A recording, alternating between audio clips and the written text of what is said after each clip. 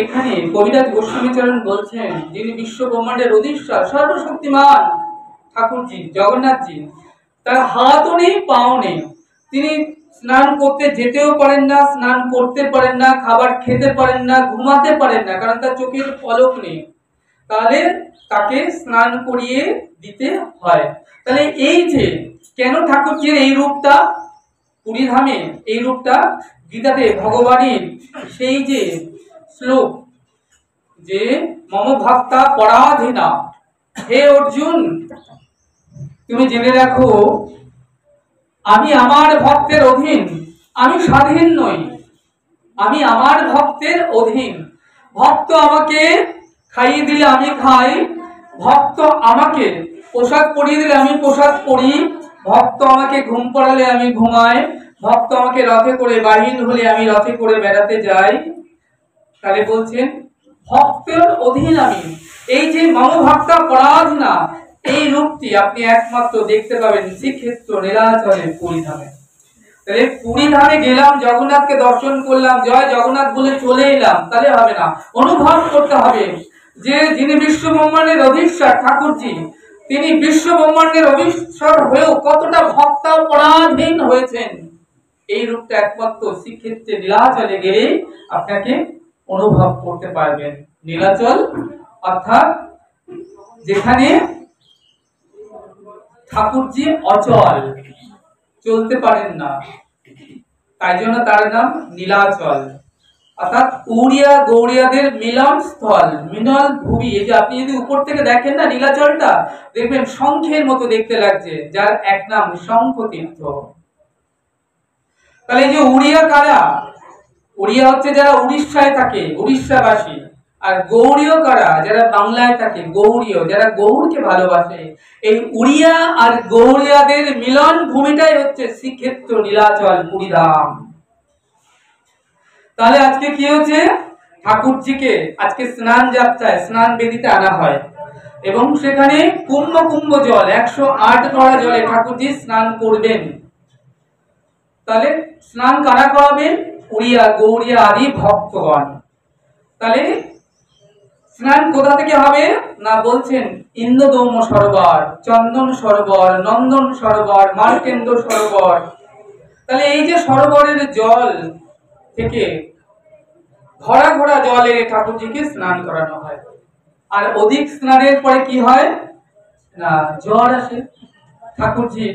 এই স্নানের পরে এখন জগন্নাথজির জ্বর, আর যখন জ্বর হয় কোনো মানুষের, কারোর সাথে বাক্যলাপ, কথা বলা বলতে কিছুই তো ভালো লাগে না। জ্বর হলে কি হয়, মুখে অরুচি হয়, কিছু খেতে ইচ্ছে করে না, কারোর সঙ্গে মেলামেশা করতে ভালো লাগে না, কোথাও যেতে ভালো লাগে না, মনে হয় একান্ত একটুখানি আমি রেস্টে থাকি, বিশ্রামে থাকি। আমার ঠাকুরজিও তাই। এবং এই যখন জ্বর হয় স্নান যাত্রা থেকে, সেই জ্যৈষ্ঠ মাসের পূর্ণিমাতে স্নান যাত্রা হয়, তখন থেকে তারপরে জগন্নাথের পুরী মন্দির দরজা বন্ধ থাকে। খুলবে কবে না, 15 দিন পর রথযাত্রাতে ঠাকুরজি রথে করে বাহির হবে তার প্রিয়, সব থেকে প্রিয় ভক্তকে দর্শন করতে, যারা তার প্রাণ স্বরূপ। তাহলে বলবেন যে আমাদের এই যে শরীরটা পঞ্চভৌতিক শরীর, ক্ষিতি অক্তেজ মরুদ্গম, তাহলে এই যে পঞ্চভৌতিক শরীর অর্থাৎ জড় শরীর আমাদের, তাহলে আমাদের জ্বর হতে পারে, কিন্তু ঠাকুরজির শরীর তো জড় শরীর নয়। তার শরীর কি দিব্য, সচ্চিৎ আনন্দময় যে দেহ, সৎ চিৎ নিত্য আনন্দ মানে পরমানন্দ। তাহলে নিত্য আনন্দ ঘন যে শরীর, সে আনন্দ স্কন্দ পরমানন্দ সচ্চিদানন্দ আনন্দ রসগণ বিগ্রহ, যিনি অনাদিরাদি গোবিন্দ সর্বকারণ কারণাম। সেই সচ্চিৎ আনন্দ ঘন যে শরীর দিব্য চিন্ময়, সে শরীরে আবার জ্বর হয় নাকি? বলেন হয়েছে তো। বলেন এই জ্বরটা কোন জ্বর? বলছেন আমাদের মতো জ্বর নাই। তাহলে এই জ্বরটা কিসের জ্বর না, জগন্নাথের এই জ্বরটা হচ্ছে ভক্ত বিরহ জনিত জ্বর। বলেন ভক্ত বিরহ কি করে হলো? বললেন যে এই যে জগন্নাথ, জগন্নাথ আসলে কে? বাসুদেব ঘোষ কহে করি জোর হাত, যেই কৃষ্ণ সেই গৌর সেই জগন্নাথ। তাহলে জগন্নাথ তো আর কেউ নয়, সাক্ষাৎ শ্রীকৃষ্ণ। তাহলে বলছেন এই যে লীলাটি আজকে নীলাচলে শ্রীক্ষেত্রে পুরী ধামে কবিরাজ কৃষ্ণদাস গোস্বামী চরণ আস্বাদন করাচ্ছেন, এই লীলাটি দাপর যুগের অনুরূপ লীলা। দাপর যুগে ভগবান কৃষ্ণচন্দ্র লীলা বিলাস করেছিলেন কতদিন না? 10 বৎসর 8 মাস, আনুমানিক 11 বৎসর বৃন্দাবনে। তারপর তিনি কি করলেন? অপুরের রথে করে মথুরায় চলে আসেন। মথুরায় লীলা কতদিন করেছিলেন না? মথুরায় লীলা করেছিলেন কতদিন? 14 বৎসর। তারপর সেখান থেকে চলে যান দ্বারকায়, বিশ্বকর্মাকে দিয়ে সাগরের মাঝে, সাগরের তীরে নয়, সাগরের মধ্যে এক কি দ্বারকা পুরী নির্মাণ করেছিলেন, বিরাট বিশাল। যে দ্বারকা পুরীতে ভগবানের 16,108 জন পাট রানী নিয়ে থাকতেন। তাহলে এই ঘরটায় হয়তো 2 জন থাকতে পারে, 4 জন থাকতে পারে, তাহলে 16,108 জন থাকতে গেলে রানীকে নিয়ে কত বড় সে পুরী হতে হবে। তাই দ্বারকা পুরী বিশ্বকর্মা নির্মাণ করে দিয়েছিলেন সাগরের মাঝে, মাঝখানে এই অদ্ভুত এক নগরী নির্মাণ করেছিলেন। তারপর সেখানে লীলাবিলাস করলেন ভগবান কতদিন না? 100 বৎসর। তাহলে এই হলো ভগবানের 125 বৎসরের লীলার কাল। তাহলে 125 বছর লীলা অন্তেও কিন্তু ভগবানের বয়স সেই 18-20 বছরের মতো দেখতে। কেন না? ভগবানের বয়স বাড়ে না। কেউ কখনো কৃষ্ণকে দেখেছেন মুখে দাড়ি গোঁফ হতে, দাড়ি গোঁফ পেকে সাদা হয়েছে, বয়স হয়েছে? কারণ হয় না। কারণ জড় দেহে পরিবর্তন হয়, কারণ আমরা মায়ার জগতে বাস করি। মায়ার জগতে প্রতিনিয়ত পরিবর্তন হয়, আমরা পরিবর্তনশীল। কিন্তু ঠাকুরজি অধীনে মায়া, মায়া ঠাকুরজির দাসী। তাহলে দাসীর ক্ষমতা নেই তার দাসীর ছড়িটা প্রভুর উপরে ঘোরানো, কারণ তিনি ভগবানের দ্বারা পরিচালিত হন। তাহলে ঠাকুরজি অপরাকৃত সচ্চিদানন্দ আনন্দ ঘন রস বিগ্রহ। হ্যাঁ, তাই ঠাকুরজির বয়স বাড়ে না। তিনি 125 বছর 18 বছরের মতো থাকেন, সদা সর্বদা নিত্য। তাই আজকে কি হয়েছে বলছেন, সেই যে অপুরের রথে করে বৃন্দাবন থেকে যখন চলে এলেন মথুরায়, তারপর কি হলো? মথুরায় যখন এলেন, তাহলে বৃন্দাবনে আমার ঠাকুরজিকে ভালোবাসতেন কারা?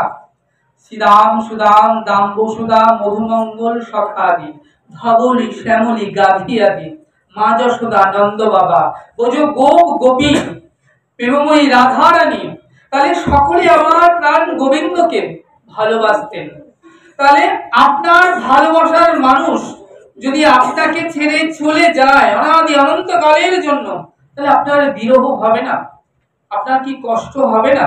আপনি কি তার কথা ভেবে দিবানিশি ক্রন্দন করবেন না?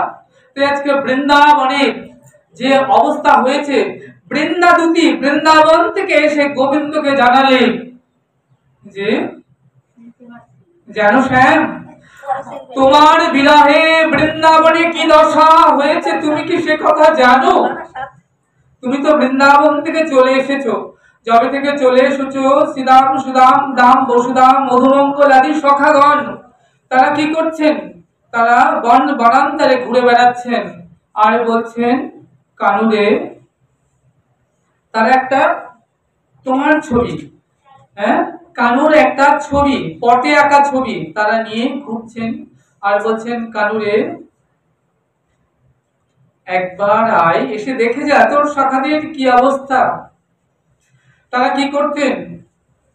বৃন্দাবনের পাকা পাকা ফল মিষ্টি কিনা, টক ফল বিষ ফল কিনা চেকে চেকে খেয়ে খেয়ে তাদের প্রাণের কানাইকে খাওয়াতেন। খা ভাই কানু খা। কেন? যদি সেটা বিষ ফল হয় তাহলে বিষ ফল খেয়ে কানাই মারা যাবে, আমাদের প্রাণ সম কানাই, আমরা তো কিছুতে সেটা সহ্য করতে পারবো না, তার থেকে আমরা পড়ে যাব। তাতে কি হবে? আমরা যদি পড়ে যাই তাহলে কানাই আমাদেরকে বাঁচাবে, রক্ষা করবে। কারণ এর আগে বহুবার কানাই আমাদেরকে রক্ষা করেছে।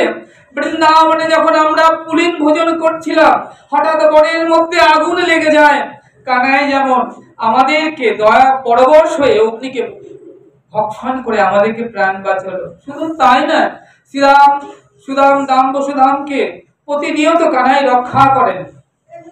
পুতনা, আভাসুর, তৃণবর্ত, কুলম্বরাসুর, ধেনুকাসুর, কত শত অসুরদের হাত থেকে কানাই তাদেরকে রক্ষা করেন।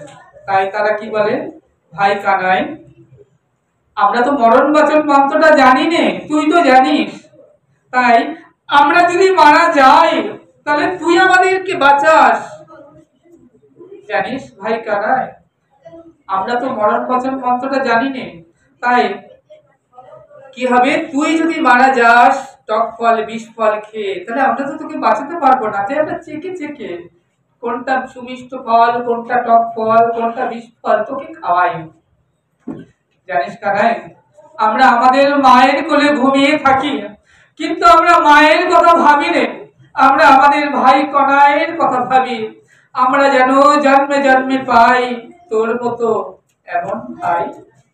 আজকে শ্রীরাম সুদাম দাম বসুদাম বনান্তরে ঘুরছে। জানিস ভাই কানাই, বৃন্দাবনে ফুটেছিল কত সুগন্ধি ফুল, জুথি, মালতী, ফুল, মল্লিকা। আমরা কি করতাম, সকরা বৃন্দাবন থেকে সেই সুগন্ধি ফুল তুলে মালা গেঁথতাম। কেন না, আমাদের তো কানাই গলায় রয়েছে, মালা গেঁথে কানাই বলাইয়ের গলায় দিতাম। কিন্তু সেই যে গাথা ফুলো মালা, আমাদের যেন মালা যেন সাজা হলো। আর তো তোকে মালা পরাবো না রে ভাই, একবার ফিরে আয়, একবার ফিরে আয়। শ্রীরাম সুদাম বনান্তরে ঘুরছে, কানাই কানাই বলে ডাকছে। আর যে ধবলি শ্যামলি গাভীগণ, যে ধবলি শ্যামলি গাভীগণকে গোবিন্দ প্রাণ প্রিয় গাভীগণকে কত আদর করত, গাভীগণ জিহ্বা দিয়ে গোবিন্দ বদন লেহন করে দিতেন। নতুন নতুন তৃণগুল্ম নিয়ে গোবিন্দ ওই শ্যামলী ধাবলীর বদনে তুলে দিতেন। সেই শ্যামলী ধাবলী যেন আজ গোবিন্দ বিহারী আজ অস্তু বর্ষণ করছে।